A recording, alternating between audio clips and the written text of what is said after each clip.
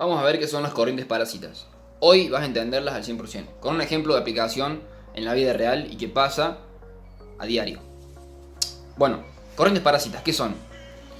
Como dije en el video anterior, previo a este, que les recomiendo que vean para que lo entiendan bien, dura re poquito el video y es súper explicativo. Las corrientes parásitas aparecen debido a la inducción mutua o inductancia mutua.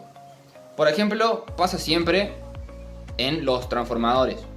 Los transformadores vos tenés dos bobinas que se ponen en contacto con un núcleo de hierro que justamente es el material ferromagnético que tiene una alta permeabilidad magnética, se llama.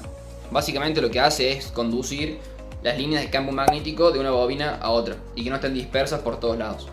Bueno, no importa.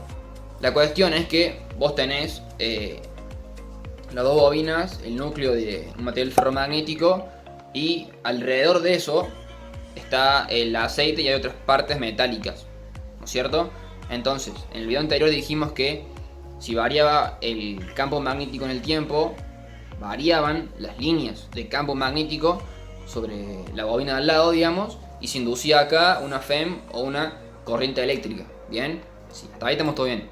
Pero vos, cuando haces ese proceso, no elegís a dónde querés que se induzca la corriente o la FEM, ¿cierto? Si el campo magnético de esta bobina varía, se va a inducir no solamente acá una FEM o una corriente eléctrica, sino en todas las partes metálicas que tengas alrededor del transformador en este caso, pero aplica para todo. Entonces, ¿qué pasa en un transformador? Si varía el flujo magnético acá, se induce acá una FEM, pero también está variando el flujo magnético sobre el hierro, sobre el núcleo de hierro de material ferromagnético. Es un metal, o sea que si varía el flujo ahí, también se inducen corrientes ahí.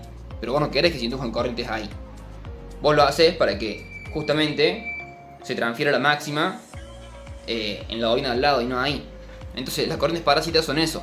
Son corrientes que se inducen sin querer en otras partes metálicas de una pieza. Entonces, ¿qué se hace? ¿Qué hacen los ingenieros para solucionar esto? ¿Qué hicieron? Al núcleo, en vez de hacerlo de un material macizo y grueso, digamos, se lo hace con varias láminas finitas, una en forma de E y otra en forma de I. Y se las van pegando una al lado de otra.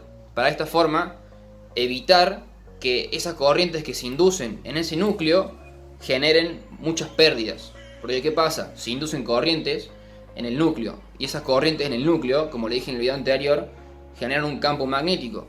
O sea que ese campo magnético que me generaron las corrientes inducidas o parásitas, esa corriente genera un campo magnético que también va a variar porque arranca de un valor 0 un máximo. Entonces también me induce una corriente opuesta en las dos bobinas, ¿me entendés? O sea, es un quilombo. Lo que se hace justamente es eso, hacer un núcleo en forma de E y en forma de I. Entonces las corrientes tienen menos camino para circular, entonces son mínimas y se pueden despreciar. Pero ese es el motivo por el que los núcleos de los materiales ferromagnéticos son láminas separadas y tienen esa forma. Recapitulando por si no se entendió. Tenés dos bobinas, un ejemplo. Si varía acá el campo magnético, varía el flujo y se induce en la bobina del lado una FEM o una corriente eléctrica. Pero no solamente acá se induce, sino en todas las partes metálicas alrededor de esta bobina que me generó el campo magnético. Vos no querés eso porque se inducen en las otras partes metálicas que vos no querés corrientes parásitas que no sirven para tu caso particular. No es tu objetivo inducirlas en esas partes metálicas. Entonces, por ejemplo, los transformadores se ponen de esa forma, el núcleo tiene esa forma, E, I. Y las parásitas no son siempre malas. O sea, en el caso de un transformador, por ejemplo, sí es mala, porque te induce corrientes no deseadas en partes metálicas y eso genera calor. Pero, ¿qué pasa si vos con esas corrientes parásitas generás un calor que te sirve a vos? ¿Para qué me puede servir el calor a mí? Las cocinas de, creo que se llaman vitrocerámicas, esas que no tienen fuego, que vos ponés la olla únicamente en la cocina y no hay contacto entre ambas, ¿cómo generan calor? ¿Cómo es que la sartén se calienta? Bueno, funciona con corrientes parásitas. Tiene en la parte de abajo una bobina plana, ¿no es cierto? Y arriba está la cerámica.